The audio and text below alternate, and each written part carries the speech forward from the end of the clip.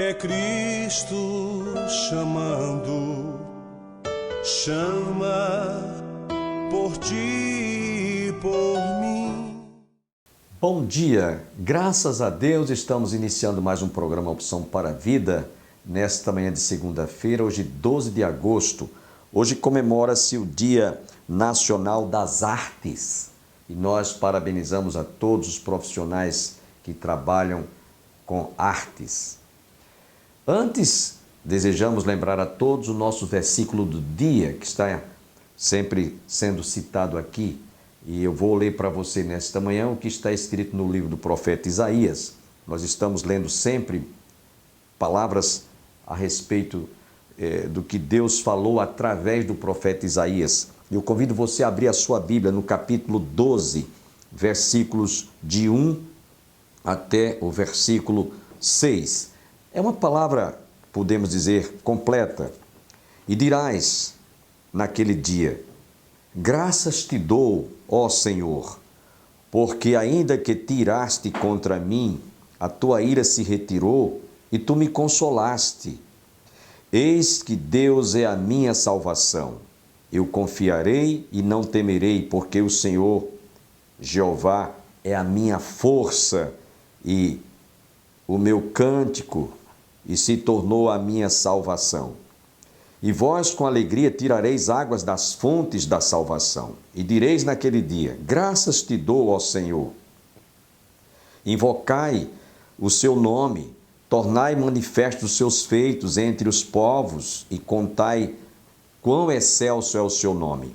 Cantai ao Senhor, porque fez coisas grandiosas. Saiba-se isso em toda a terra. Exulta e canta de gozo, ó habitante de Sião, porque grande é o Santo de Israel no meio de ti. Que promessa gloriosa Deus faz através do profeta Isaías, por haver restaurado a sorte do seu povo. E eu espero que você aplique ao seu coração. Eu não sei quais são os problemas que o senhor ou a senhora, mãe de família, o pai de família, está enfrentando em casa com os seus filhos, talvez até problema de ordem conjugal. Aqui está uma promessa alvissareira de que o Deus que nós servimos, o Deus que nós conhecemos, é o Deus que realiza grandiosíssimas coisas, e Ele pode fazer isso na sua vida se você crer nele. Gostaria de convidá-los agora a ficar com a primeira parte de uma mensagem transmitida pelo pastor Musselman. Ele foi o conferencista da nossa 8ª conferência teológica, realizada recentemente, aqui já no fim do mês, próximo passado, e nós registramos essas mensagens, e ele vai estar falando sobre o tríplice ofício de Cristo. Jesus foi profeta, foi sacerdote e rei. Ele realizou esse tríplice ofício, foi essa a temática da nossa 8ª conferência. Com vocês, portanto, o pastor Musselman, trazendo a primeira parte desta conferência.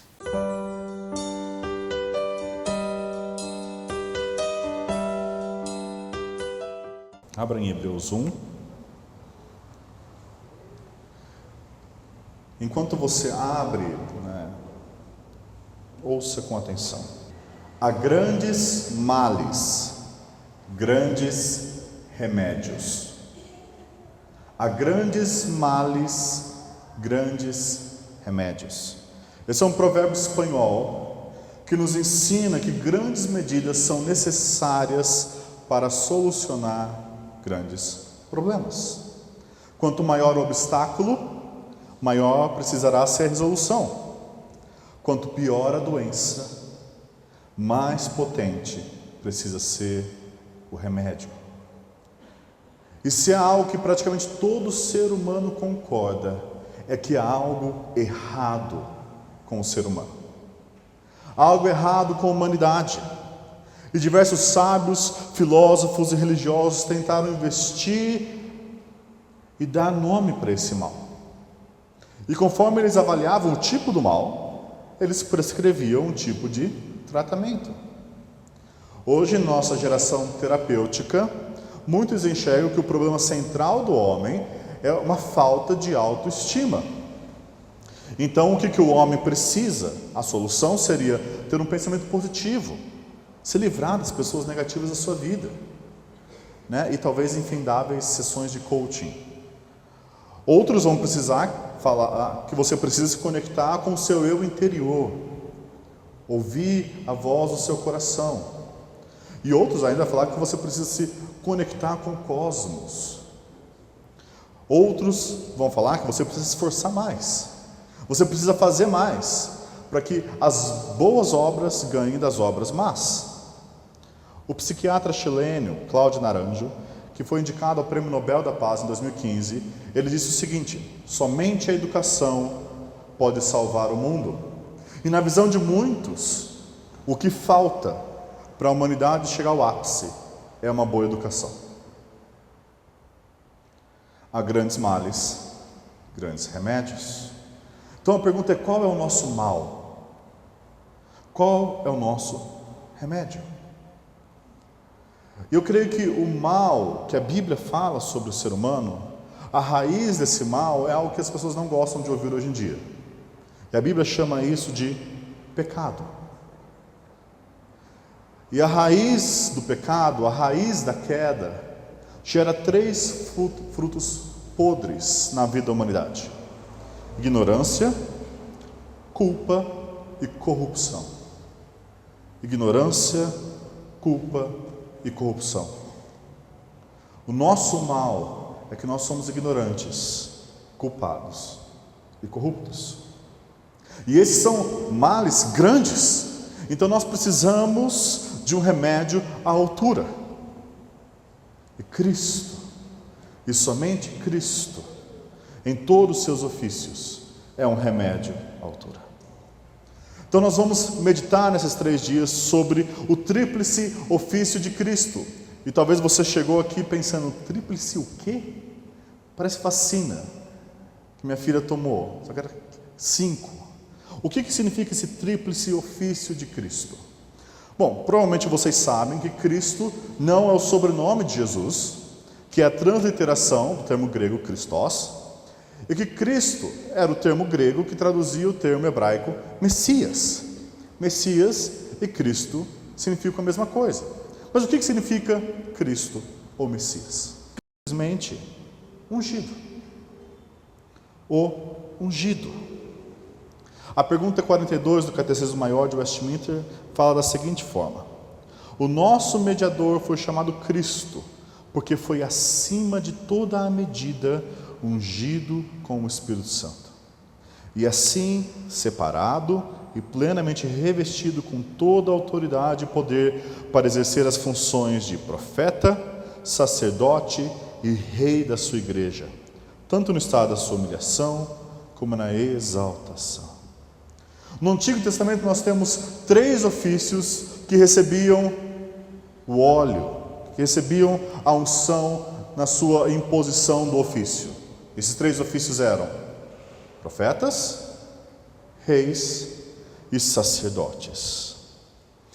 E raramente esses 3 ofícios se misturavam. Aliás, era perigoso misturar o que não poderia ser misturado. O rei Saul, por exemplo, ele perde o seu mandato por quê? Porque ele, sendo rei, quis dar uma de sacerdote e oferecer sacrifícios ao Senhor.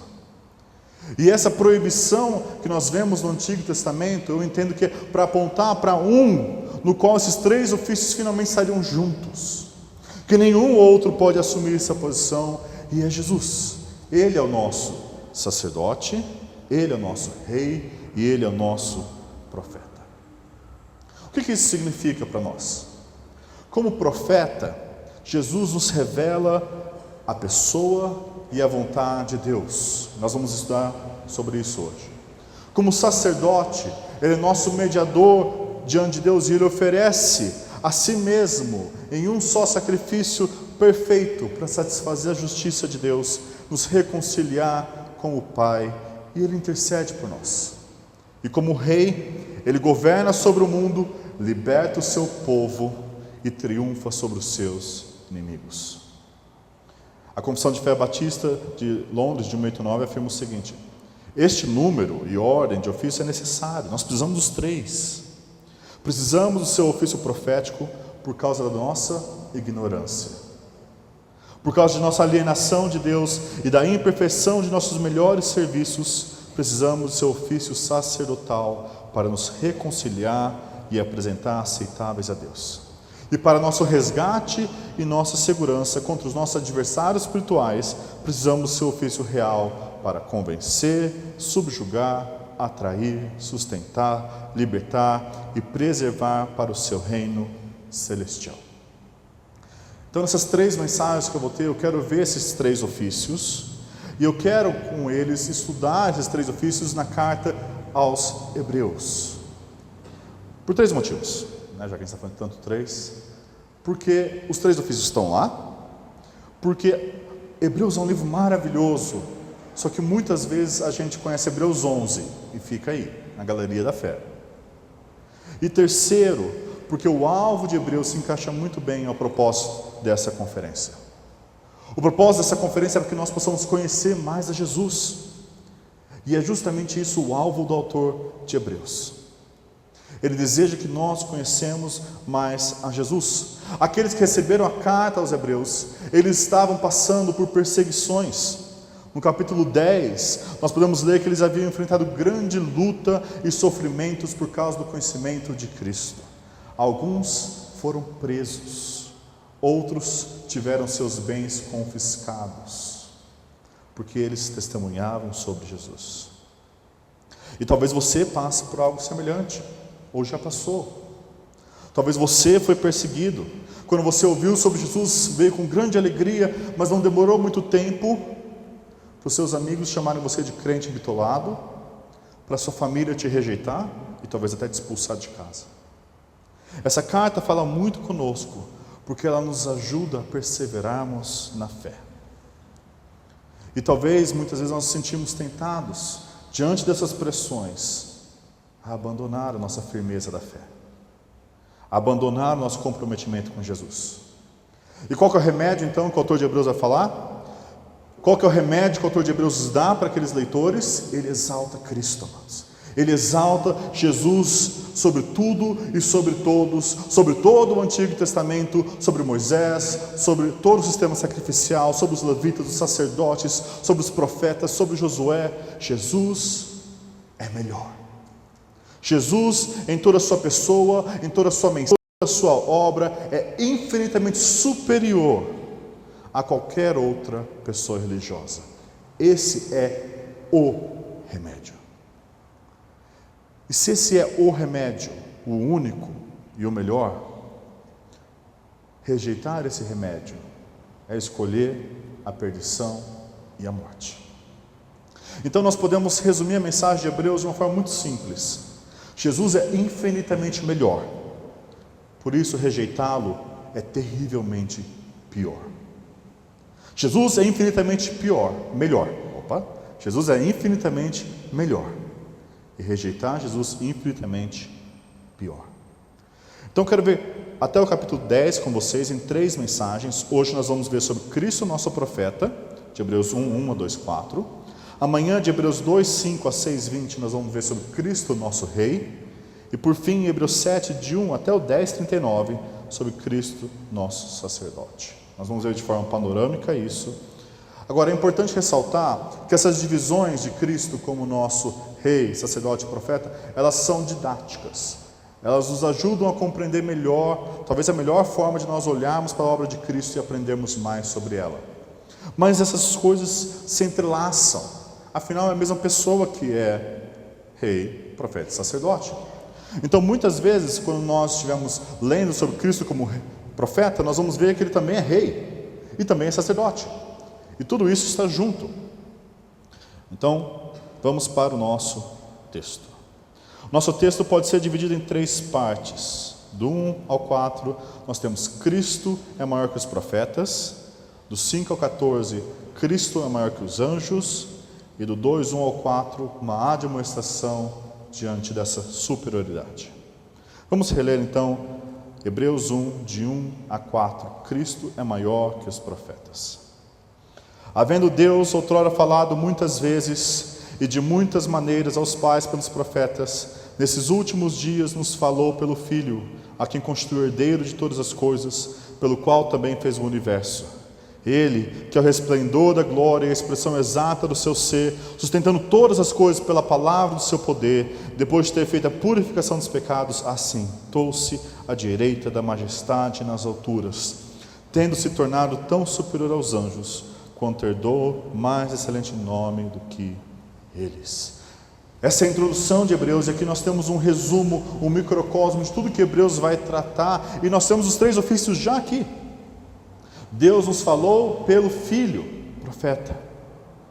Depois de ele ter feito a purificação dos pecados, sacerdote. Assentou-se à direita da majestade, rei. Nós vamos focar no ofício profético. Os judeus corretamente valorizavam os profetas. Pedro mesmo disse que nenhuma profecia provém de elucidação particular, porque nunca, jamais qualquer profecia foi dada por vontade humana. Entretanto, homens santos falaram da parte de Deus, movidos pelo Espírito Santo. Um profeta era aquele que comunicava a palavra de Deus. Ele ouvia a Deus e expressava a vontade e as palavras de Deus para o povo. E nestes versículos, o autor de Hebreus fala que Jesus é a revelação definitiva, é a última palavra de Deus acima de todos os outros profetas. Ele vai falar que através dos profetas nós recebemos uma revelação fragmentada, muitas vezes, uma revelação multiforme, de muitas maneiras, mas que Cristo é a palavra final e superior. A revelação dada pelos profetas, ela é fragmentada porque ela foi falada muitas vezes. Uma das perguntas da humanidade é como Deus é. E todo mundo dá o seu pitaco, mas Deus precisa se revelar para a humanidade. E Ele fez isso progressivamente no Antigo Testamento, através de vários homens santos. É como se cada um deles tivesse uma lanterna fraca, que iluminava certas verdades sobre Deus. Até que vem Jesus. E o sol aparece, e a revelação se torna plena, e brilha sobre a ignorância humana. Afinal, nosso texto diz que ele é o resplendor, ou o brilho da glória de Deus, no versículo 3. A glória de Deus é a santidade de Deus, o caráter de Deus em exibição. E o autor de Hebreus fala que quando a glória de Deus brilha, quando o caráter de Deus é mostrado, esse brilho é Jesus. Jesus é a própria expressão de quem Deus Pai é. Ele é a própria revelação completa de Deus. Quando Deus se revela, Jesus aparece. Ele é a manifestação visível do Deus e das glórias invisíveis de Deus. Como que disse o apóstolo João, ninguém jamais viu a Deus. O Deus unigênito que está no seio do Pai é quem o revelou. É por isso que no Antigo Testamento algumas verdades estavam lá, mas nós só tínhamos alguns indícios. E quando Cristo vem, se torna pleno e evidente. Por exemplo, a natureza triuna do nosso Deus estava lá, mas quando Cristo vem, se torna pleno. Ou o caráter da justiça e do amor de Deus estavam lá, mas na cruz nós vemos mais claramente. A revelação dos profetas também é multiforme, pois Deus falou de muitas maneiras. Deus falou diretamente com Moisés, deu sonhos para Daniel, inspirou salmos a Davi e assim por diante. E nenhuma dessas formas comunicava Deus plenamente. Eram formas limitadas. Quem então poderia revelar a Deus da forma perfeita, da forma clara, da forma ideal? Jesus poderia, e Jesus revelou. Ele é a forma perfeita. No versículo 3 nós podemos ler que Ele é a expressão exata do ser de Deus. Eu amo essa expressão. Imagina uma moeda com a face do rei.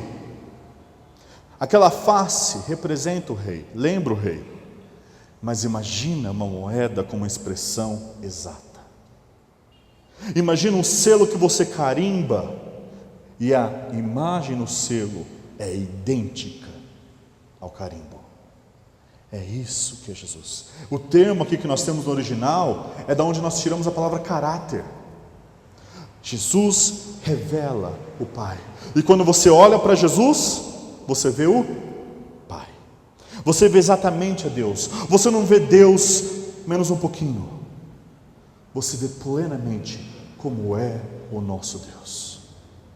Na última ceia, um discípulo chamado Filipe disse: Jesus, está tudo muito bem aqui, tudo muito bom, muito agradável esses 3 anos com você, mas eu tenho só um pedido, é pequeno. Jesus, mostra-nos o Pai. E Jesus não fica muito empolgado com esse pedido. Ele fala: 3 anos eu estou com você e você não me conhece. Quem vê a mim, vê o Pai. Quem vê o Filho, vê o Pai. Pois a forma perfeita de Deus se comunicar é o próprio Deus vir na pessoa do Filho. Então Cristo não é só a mensagem perfeita, Ele é o meio perfeito de comunicar quem Deus é.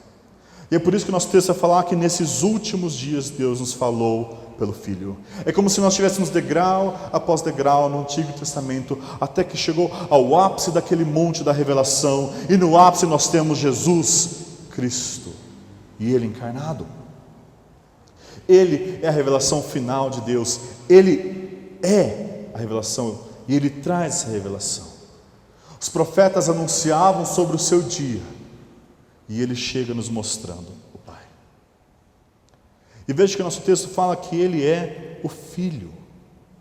Ele não é um dos servos de Deus, não é só um dos mensageiros de Deus, Ele é o próprio unigênito do Pai, aquele que fala só as palavras que o Pai fala. Ele é o Filho de Deus, e nosso texto fala que Ele é o herdeiro de todas as coisas. Repare quão gracioso é o nosso Deus. Que rei mandaria o seu filho para falar para um povo rebelde? Você mandaria os servos, os mensageiros, os diplomatas. Deus enviou seu próprio Filho, e Ele sabia o que ia acontecer. E veja quão poderosa é a palavra do Filho. O autor nos diz que Deus Pai fez o universo através de Jesus, e que o Filho sustenta todas as coisas pela palavra do seu poder, ou pela sua palavra poderosa. Esse ar que você acabou de inspirar, Jesus está sustentando agora com a palavra dele. Esse banco que você está sentando, Jesus está sustentando com a palavra dele. Esse mundo, esse universo, Cristo criou e sustenta com a palavra dele. Agora, amados, se quando você abre a sua escritura e você lê o profeta Isaías, e aquilo é palavra de Deus, e você tem que prestar atenção, quanto mais no Filho de Deus. Se nós ouvimos os profetas que traziam uma revelação fragmentada, multiforme e anterior, quanto mais nós precisamos ouvir aquele que é a revelação perfeita e final de Deus. Agora, Cristo não é só superior aos profetas, Ele é superior também aos anjos, não só aos mensageiros terrenos, mas também os mensageiros celestiais. E nas Escrituras nós podemos ler sobre esses mensageiros celestiais. Maria, por exemplo, mãe de Jesus, recebeu uma mensagem bem inusitada, que mudou totalmente a vida dela. O Novo Testamento fala que a lei foi dada por anjos. Em Gênesis nós já temos a menção de anjos. Ou seja, os judeus tinham um grande apreço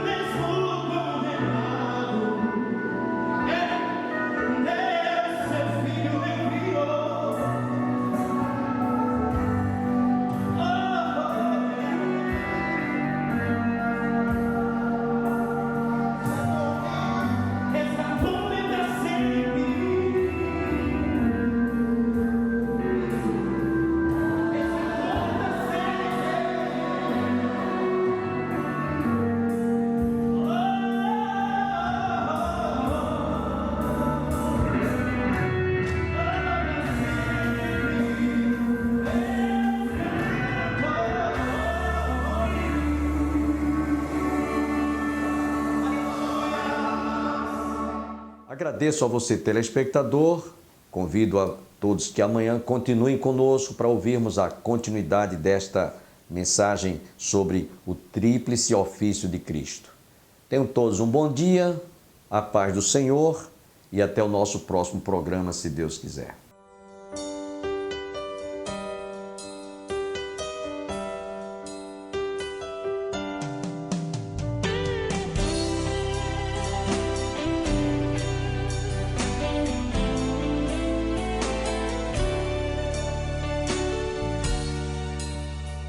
Manso e suave é Cristo chamando, chama por ti.